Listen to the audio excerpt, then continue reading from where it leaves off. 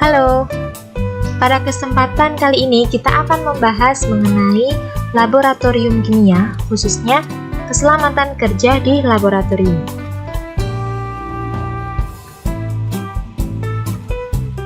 Mengapa orang yang bekerja di laboratorium itu harus menggunakan alat proteksi diri?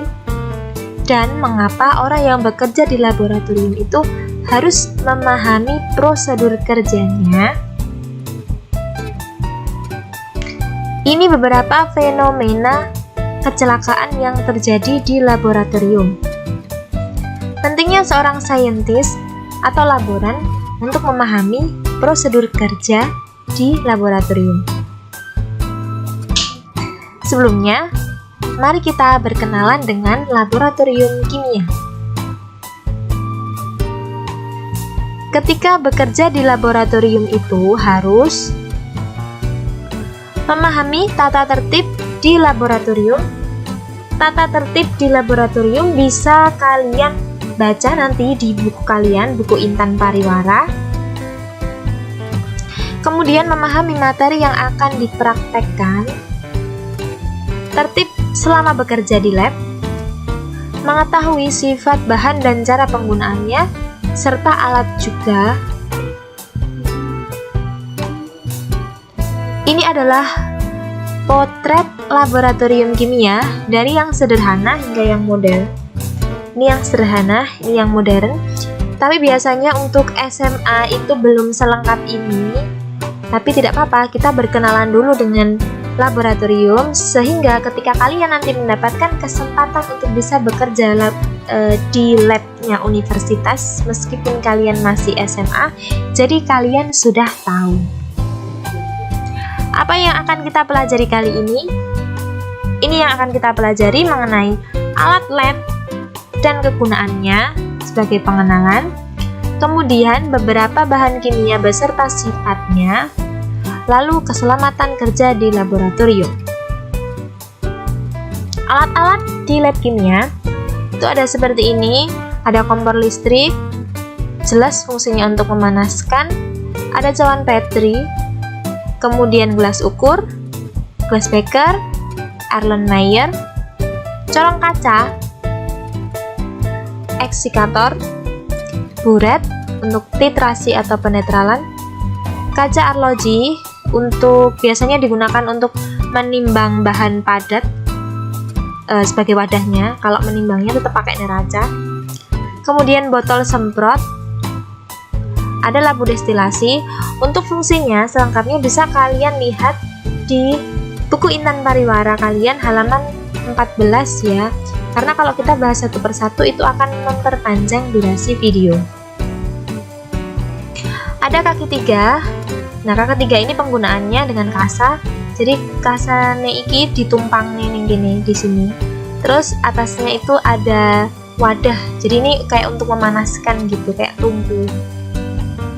Kemudian ada pembakar bunsen, ada cawan porselin, kurus porselin, kertas saring, kalorimeter untuk mengukur kalor, kertas lakmus, labu ukur. Nah, ini ada mortal alu, penjepit tabung reaksi, ada pipet volume, kalau yang ini pipet tetes, ada termometer, plat tetes. Selanjutnya tentang bahan kimia di laboratorium beserta sifatnya. Jadi bahan-bahan di laboratorium itu, bahan yang resmi kita beli, itu biasanya ada label bahan. Labelnya itu ada informasi mengenai bahan tersebut, meliputi nama, rumus kimia, kemudian sifat bahan, dan lain sebagainya. Sifat bahan kimia yang berbahaya itu dapat dikelompokkan menjadi karsinogenik atau bisa menyebabkan kanker, kemudian eksplosif, mudah meledak. korosif atau merusak, dan beracun. Selengkapnya bisa kalian baca di buku PR Intan Pariwara Kimia halaman 18 sampai 20. Ini simbol bahan yang ada di label bahan kimia. Kalau kalian menemukan bahan kimia dengan ada simbol seperti ini, artinya bahan kimia tersebut beracun. Contohnya adalah gas klorin, merkuri, fenol, sianida, gas asam sulfida atau H2S, benzen, dan karbon tetraklorida.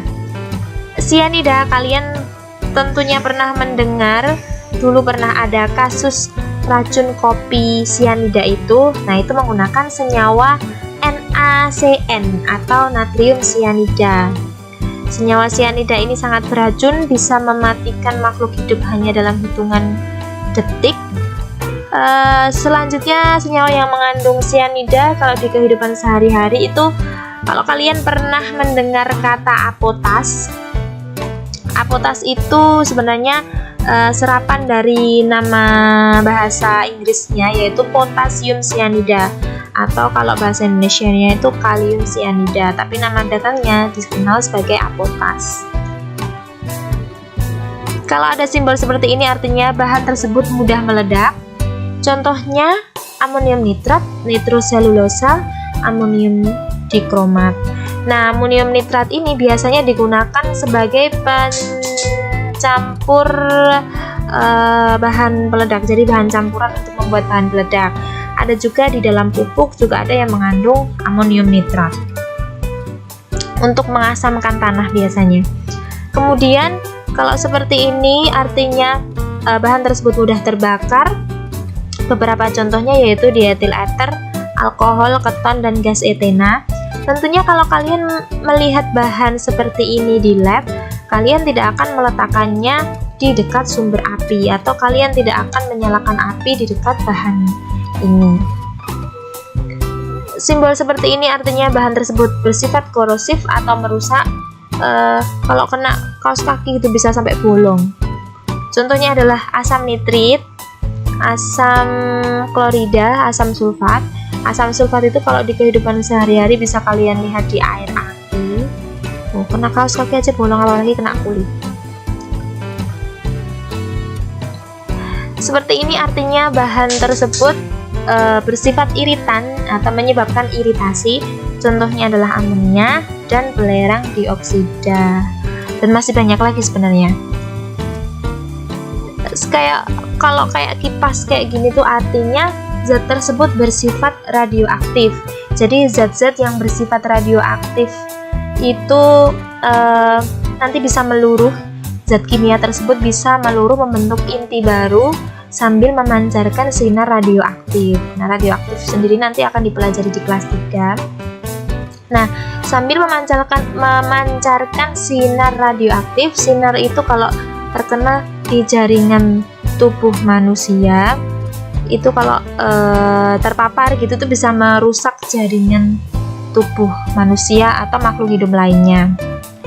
Contoh bahan-bahan yang bersifat radioaktif itu contohnya adalah uranium, plutonium, thorium, helium. Kalau kalian pernah mendengar kata nuklir itu merupakan uranium. Nah, jadi sinar yang dihasilkan itu sebenarnya memberikan energi yang sangat tinggi, sehingga kalau di luar negeri atau di Jepang itu sudah memanfaatkan teknologi nuklir itu untuk sebagai pembangkit tenaga listrik. Kalau di Indonesia pun juga sedang dikembangkan di Batan, Badan Teknologi Nuklir Nasional yang ada di Jogja. Nah, itu teknologi nuklir itu dijaga supaya sinar radioaktifnya itu tidak bocor, karena kalau bocor akan merusak lingkungan sekitar. Pernah ada kota mati, kalau kalian bisa searching nanti, itu di Chernobyl, itu salah satu kota mati yang diakibatkan karena kebocoran nuklir. Jadi terpapar sinar radioaktif kotanya. Kemudian simbol seperti ini artinya harmful atau berbahaya.